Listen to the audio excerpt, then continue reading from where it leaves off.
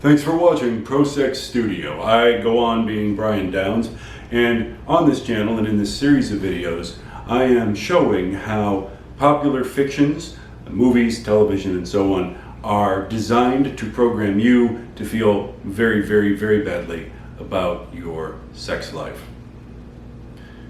I have been examining the sex lives of several of the major characters from the Marvel Cinematic Universe. I did Captain America, I did Black Widow, and today we're going to be talking about Tony Stark. And there's a lot of interesting stuff about Tony Stark. Let's start with Iron Man, the first movie in which Robert Downey Jr. takes the role. In the first 2 minutes of Iron Man, which is the first MCU film ever released, in the first 2 minutes, Tony Stark is being driven to a weapons demonstration, or I think away from the weapons demonstration actually, in a Humvee in Afghanistan. He's being driven by American military personnel. He flirts with a female airman who's driving the vehicle. Then one of the others asks him if it is true that he went 12 for 12 with the Maxim cover models last year, and Tony cheerfully reports, yes and no, Marge and I had a scheduling conflict, but fortunately the Christmas cover was twins. He finishes saying that 2 minutes, 8 seconds into the film. Literally 25 seconds of screen time later, the first enemy ordnance comes in and rips the Hummer in front of them to pieces.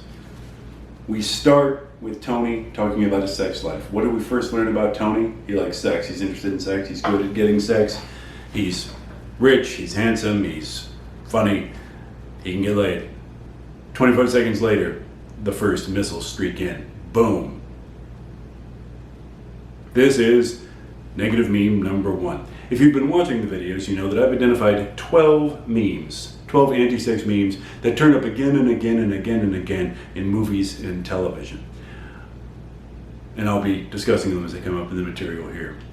Meme number 1 is the wanting disaster. To want sex, to have sex, to pursue sex or attempt sex, sometimes even to just talk or think about sex, leads directly to some kind of catastrophe.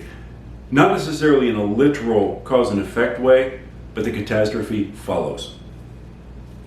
And that's what happens here. Tony flirts with this female airman, and within a minute of screen time, she's dead. So is everyone else in a terrible hail of gunfire that nearly kills Tony as well. And of course, we'll learn later that this attack is part of Obadiah Stane's great plot to take over Stark Industries, and so on. But Tony didn't have to actually have sex, or even try to have sex. He just had to talk about sex with other people. Sex that happened in the past, off screen, and then everyone dies. That's the wanting disaster. This is what the MCU is doing as far as sexuality goes. You should feel ashamed. You should be afraid of sex. Sex should cause you anxiety. This is how the first 2.5 minutes of the MCU go.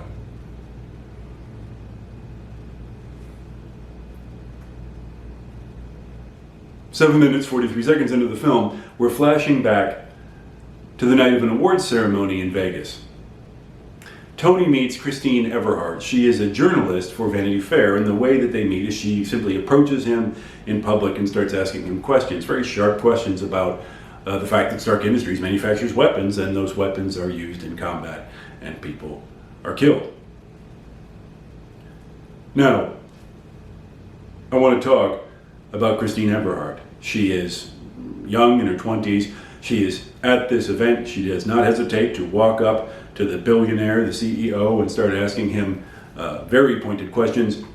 She's getting the quotes, she's getting the stories. She's also extraordinarily beautiful and sexy. She's overtly sexy. She's not sexy, she's not beautiful in a demure way. She's hot. And the movie shoots her and presents her like she's hot. And 90 seconds of screen time later, she's falling into bed with Tony in his Malibu mansion.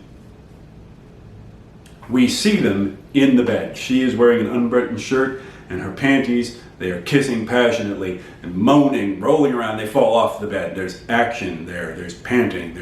There's sexuality happening. Now, you might think that because this is all in the first 10 minutes of the first MCU film that this suggests something positive about sexuality, but of course we've already seen Tony get a bunch of innocent soldiers blown up by talking about his exes. And what happens next cancels out anything you might think of as positive here. The next morning, Everhart, Vanity Fair, actually uses the real magazine Vanity Fair in this fictionalized version of events. A serious publication. She's out there interviewing billionaires about their arms deals. She's good at her job. She went to college. She is accomplished in addition to being beautiful. But the next morning she wakes up alone in the house and Pepper Potts, played by Gwyneth Paltrow, comes in. Pepper Potts has been working for Tony Stark for many years. She is his, well, personal assistant really, but that puts her in a position of tremendous influence in the company. And Everhart says, "Oh, you still picking up his dry cleaning?" Because Pepper Potts has some dry cleaning in her hand. And she says to Everhart, "I do anything and everything Mr. Stark requires, including occasionally taking out the trash." Meme number 3, your problem is sex. Everhart had sex with Tony Stark, and that's her problem. That's what's wrong with her. If a protagonist likes or is interested in sex or has sex, that's their character flaw. Or, sometimes, the very act of having sex is what makes them bad. This is closely related to meme number 5. It's villains who fuck. People who seek sex, are good at sex, are sexy, and are not ashamed of their sexuality are almost always evil. There's about a 105% chance that if a woman approaches you for sex, she's either a KGB agent, a werewolf, or trying to frame you for the murder of her husband. There's no way around it. Everhart has had sex with Tony, and the Iron Man movies will treat her like trash from now on. Literally, Pepper Potts says, taking out the trash. Notice that Pepper Potts has never had sex with Tony, not yet. They've known each other many years. They will become lovers later, we think. More on that as we progress. So, you did get that? Pepper Potts in a platonic relationship is good. Christine Everhart, accomplished journalist, beautiful woman, bad. Why? She took her panties off. She had sex. It's also important to note, by the way, that Pepper Potts is basically Tony's mommy. She picks up after him. She manages his schedule. She tries to get him to behave responsibly. She's his mother in all functional ways at this point in their narrative. Moving along, 49 minutes into Iron Man 1, Tony has Pepper help him swap out his ad hoc cave-built Iron Man heart device for the improved model he's put together now that he's back free in the United States. It's a long sequence meant to emphasize their emotional intimacy. It's kind of gross, there's fluids and so on. Pepper is clearly uncomfortable with it, but she does it because Tony is asking her to. She finds the whole procedure nerve-wracking, and at the end of it, she tells him to never ask her to do anything like that ever again, and Tony looks into her eyes and replies, "I don't have anyone but you." Which, of course, is meant to be a double meaning and a subtext. It's also ludicrous. On the face of it, he's a billionaire, he has staff, he could pick up the phone and call any of a dozen people, including engineers, robotics experts, and so on, to come in and help him with this procedure. But he makes Pepper do it because Pepper is his mommy, and because they have this emotional intimacy. And this is its own meme. Meme number 12, your friends are your family, and family doesn't fuck. Over and over and over again, we see in these ensemble things where your intentional family, the people you choose to be in your life, are the most important people in the world. Not your blood relatives, not your lovers, certainly not. Your intentional family, and those relationships are platonic. And his relationship with Pepper is platonic and has been for years, which is a little strange. Tony being libidinous, Tony being liberal in his sexual behavior, and yet his personal assistant looks like Gwyneth Paltrow, and Tony's never moved on her. Whoa, why should we believe that? Because your friends are your family.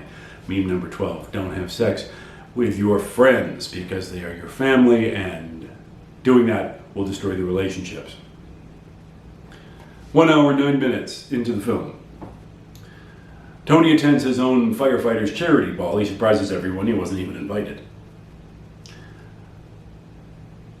he sees Pepper is there wearing an evening dress, and he is suddenly struck by her beauty. He's stunned. Really? Tony Stark, connoisseur of beauty, I was just talking about this a minute ago, has never noticed that Pepper Potts is really exceptionally attractive. Not till now.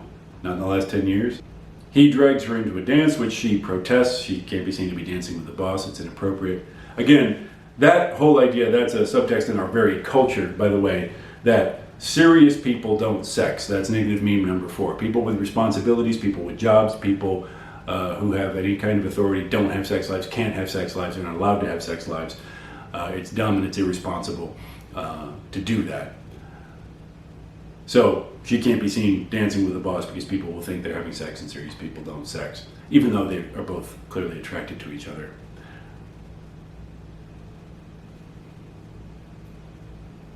Tony says he could fire her to take the edge off, and Pepper replies with, I actually don't think that you can tie your shoes without me. Again, Pepper is his mommy, soon to be upgraded to wife. But it's a big romantic moment between the two of them. It's a big moment. Notice, however, in this romantic moment, she chooses that. I don't think you could tie your shoes without me. To tie one's shoes is an important thing you learn when you're a child. It's one of the big steps in childhood. You are a child without me. That's what she's saying. She doesn't say, I don't think you can manage your calendar. She doesn't say, I don't think you could negotiate the product placement deal. She says, tie your shoes. Anyway, in spite of her being his mommy, they go out on the balcony and nearly kiss, but they don't. They lean into each other, they don't kiss. Why not? They're consenting adults, they're clearly attracted to each other. Why? Because you can't. Because number 4, serious people don't sex. Because number 12, your friends are your family. They don't kiss. Pepper says she needs a drink. That whole non-kiss has been so stressful for her. So Tony goes into the bar to get them some drinks, and he runs into Christine Everhart, who he banged once. Christine has bad news. Stark weapons are being used by bad people to destroy the village of Gomera in Asia somewhere. So Tony runs off to be Iron Man. Now notice, he almost kisses Pepper. This is the wanting disaster. Trying to have sex, thinking about sex, having sex, wanting sex, something bad follows. He doesn't actually have any kind of encounter with Pepper. He doesn't have a physical encounter with Pepper. He decides not to, but tries to kiss Pepper. Oh, innocent people are being slaughtered. And who delivers that news is a woman he had sex with once. She is now the harbinger of doom because he put his penis in her. Again, the wanting disaster. Now, before we finish with Iron Man 1, a sub-theme of this channel is going to be, or is rather, bad behavior by female characters that we would never tolerate in male characters, but when female characters do it, it's presented as heroic or proving that they have moxie or strength. At the end of Iron Man 1, he's about to go into the press conference where he will blurt out that he's Iron Man. And Pepper is annoyed with him. He basically tries to say to her, hey, aren't we a couple now? Don't you want to be my girlfriend? And she brings up the party where he left and left her alone. They're not a couple. He left because civilians were being murdered en masse in Gomera. He went and he put on the Iron Man suit and he went to save those people. And Pepper knows that. So I'm sorry, Pepper, if you feel slighted that he rushed off and didn't mention it. Okay, he could have texted her, I agree. Again, thousands of lives were on the line. If we saw a male character doing this, we would not accept it. We would say, what the hell is your problem, man? Come on, lives are on the line. We're heroing here. But this is going to be developed as a theme with Pepper, where she resents how Tony is Iron Man because Tony is off, saving the world, literally, more than once, and Pepper's cranky because he had to miss date night and wants him to essentially stop being Iron Man. We're going to talk more about this as we proceed. But let's get into Iron Man 2 right now. 28 minutes into Iron Man 2, Tony and Pepper and Happy and I believe Black Widow, who is in this film as an undercover agent for S.H.I.E.L.D., working at Stark Industries and spying on the Iron Man weapon, are all in Monaco for the Grand Prix. And Christine Everhart, the journalist from Vanity Fair, pops up. And she's a very successful journalist still, and still remarkably beautiful, and still full of confidence, and still in the room with the big boys, getting the quotes. And both Pepper and Tony, in a particularly dick move by Tony, treat her with contempt and make jokes at her expense like she's a dirty whore because she banged Tony once. Right? Christine Everhart, successful journalist, doesn't deserve their respect because she had sex with Tony once. Well, should we be bashing on Tony because he had sex with her? Well, probably yes, the movie does. But this is what happens. Your problem is sex. I believe that's negative meme number 4. It's number 3. Your problem is sex. What's wrong with a character? They have sex. If a character has sex, that's their character flaw. It may even push them all the way over into villainy because, of course, meme number 5 is villains who have sex. 54 minutes into Iron Man 2. Tony is making a fool out of himself by being stumbling drunk in the Iron Man suit at a public party at his mansion. He evidently urinates into the suit's, filtration system in front of everyone. People ask me how I go to the bathroom in the suit like that. Pepper has to come up and take the microphone away from him and rein him in. This is the first time that Tony says "I love you" to her, but he's stumbling drunk and making a fool out of himself. Notice him expressing his actual feelings for her is couched in the terms of public humiliation. And she says, "Oh, unbelievable, thank you so much." She's just playing him off. She's trying to get him to shut up. He tries to lean in for the kiss, but she rejects it. Tony says, "Give me another smooch, you want to." And Pepper says, "You just peed this suit, it's not sexy." Right? This is the wanting disaster. Tony wants to kiss Pepper and is immediately humiliated.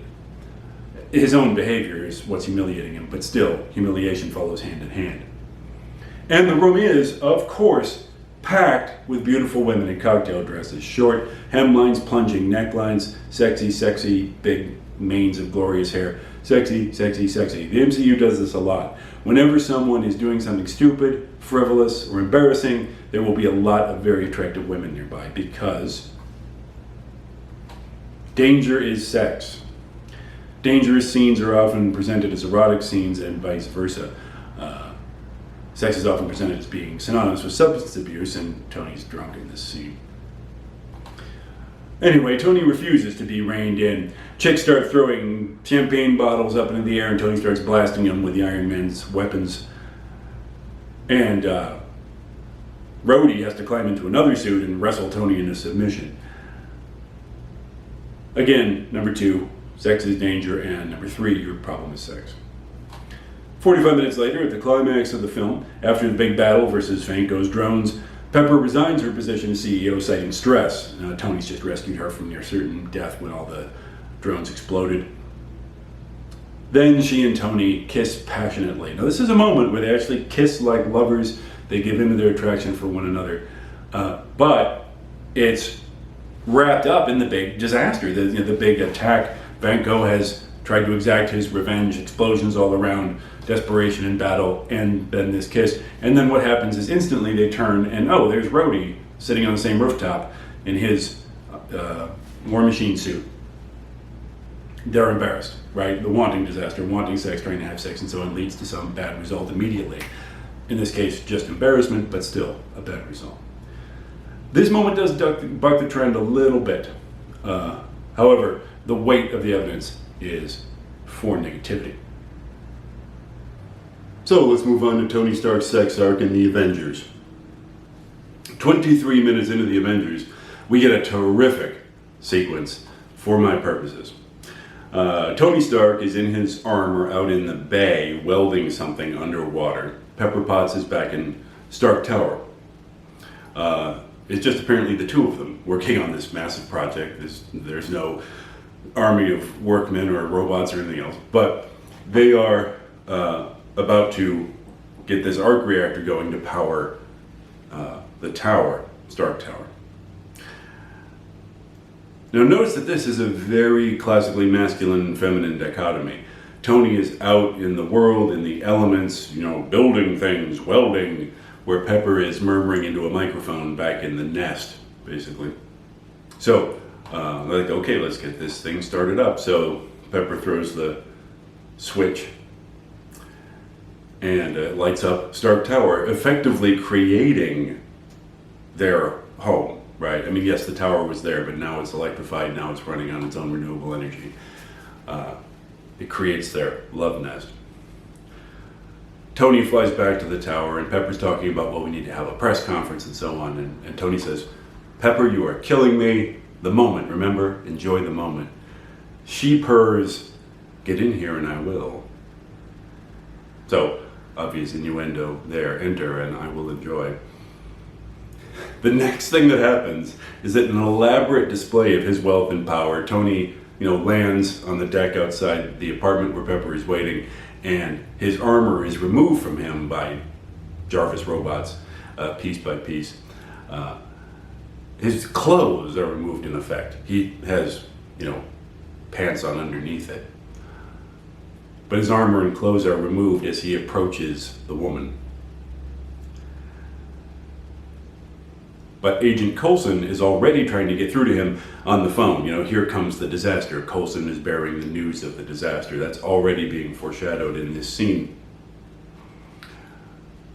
The movie is telegraphing that it's going to prevent this sexual encounter from happening before it even happens. Tony even refers to the encounter he's about to have with Pepper as a date as he's ignoring Coulson's phone call.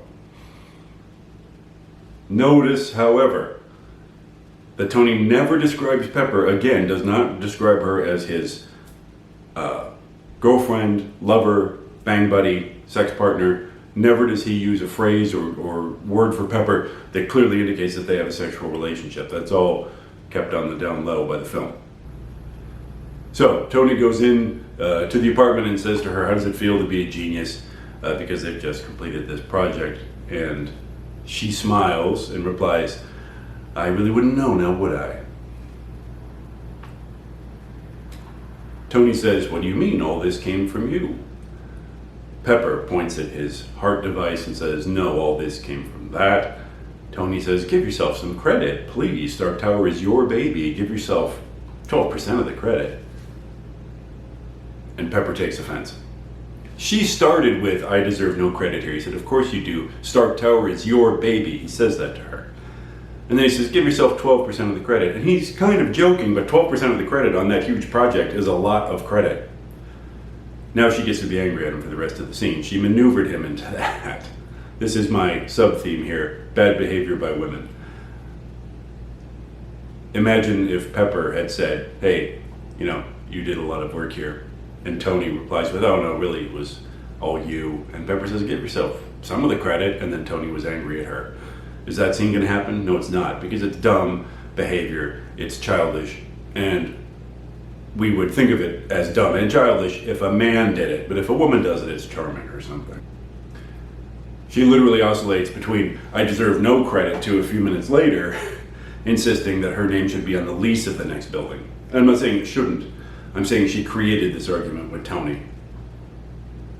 But notice when she creates it, when he's coming into their love nest, shedding the things he's wearing, and now we're going to have an argument, right? This is the wanting disaster. I'm going on my date. Clearly, I'm expecting a sexual encounter with my lover, the woman I live with. But instead, we're going to have an argument. Negative meme number one, wanting to have sex, trying to have sex, attempting sex leads to humiliation and other bad results, including sometimes dismemberment. See any Friday the 13th movie. But Agent Coulson comes in. He has overridden the systems that keep him out. He has to come in and say the Tesseract has been stolen. Tony, get on it.